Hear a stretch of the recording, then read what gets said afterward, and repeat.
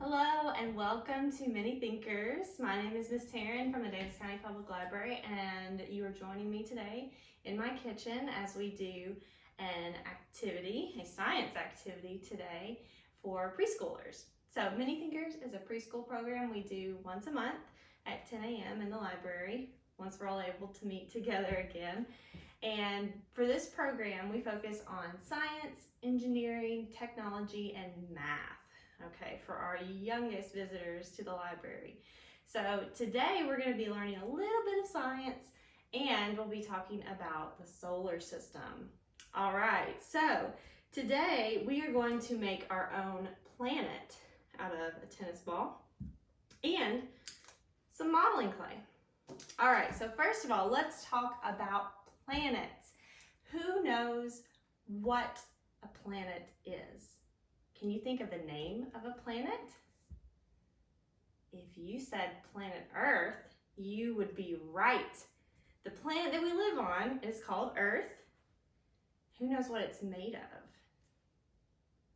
So Earth is made of mostly water.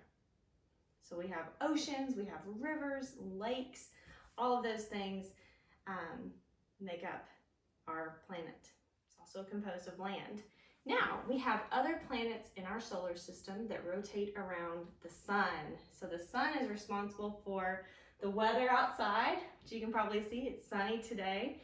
And the sun is also responsible for our seasons and how warm or cold it is. All right, now, not every planet is just like Earth. In fact, most of them are very different from Earth.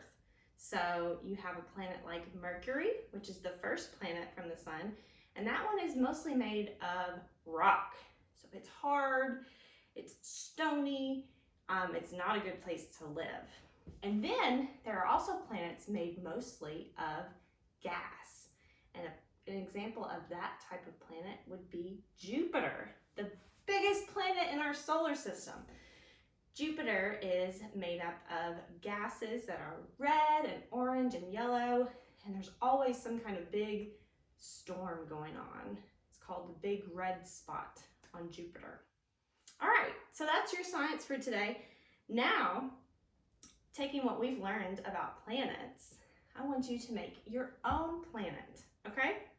So let me show you the materials I have today. Pretty simple. And I'll also give you some tips on planet balls or whatever you have at home that you can use. So I have a tennis ball because that's what I could find easily. You can also use a styrofoam ball. That works really well because the clay sticks to it really well.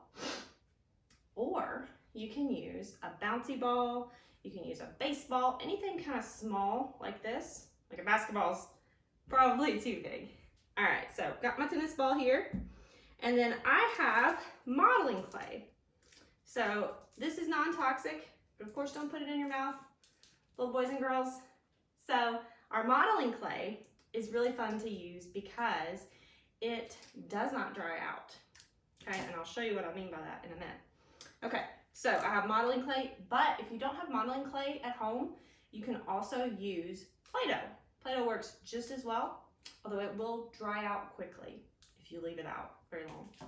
Okay, so I'm gonna go ahead and start making my planet, and I'm gonna show you some examples of what you could do with yours. All right, so we're thinking about the different types of things we have. We have gaseous planets, we have planets filled with water, we have planets filled with rocks. So the planet that I am making, and I think I'm gonna just use pink and orange. So stretching it out here really good so I can stretch all our materials. Let me get some more orange here.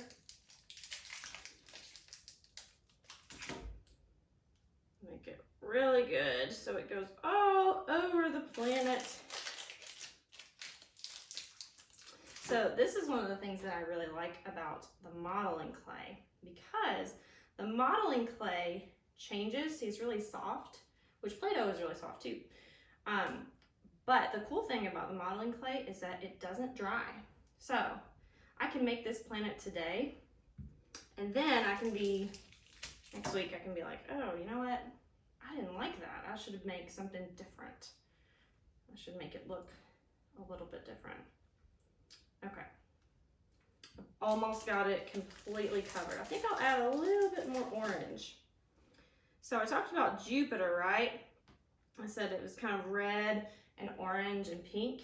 So from that, what do you think this planet might be made of? This planet that I'm making right here. I think it might be a gaseous planet. It might be made of some gases. All right, I've almost got it completely covered. Another thing, so parents, this is a fun addition that you can do with your kids. So this is a great tactile experience for your kids, just kind of experiencing the world through their senses. One really cool thing about this that I've done before is you can add little bitty pieces to your planet. Okay, I've got mine mostly covered, so I'm going to keep working on it. See, it's got some colors. But one other thing that you can do is you can take small things like buttons or like rocks from your garden, flowers even, if you want, stick them on your planet, and then you can say, hey, maybe it's a rainforest. Hey, maybe this is a garden, a huge part of this planet that's made up of a garden. And another thing I've used are spices from the kitchen. I think we've used cloves before. They're really little, but you add them and they have this kind of like spiky look. They kind of look like little volcanoes or craters on your planet. So cloves are cool.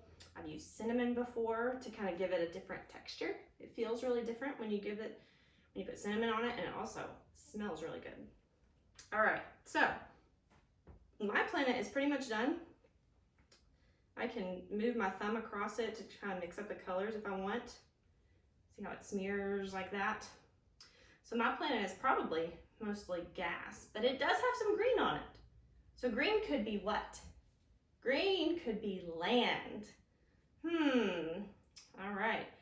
So that's all I have for you guys today, but tell me what kind of planet you made in the comments. Send us a picture, add it to our comments, and we would love to hear from you guys and see if you like this experiment as much as we did. All right, I'll see you guys next time.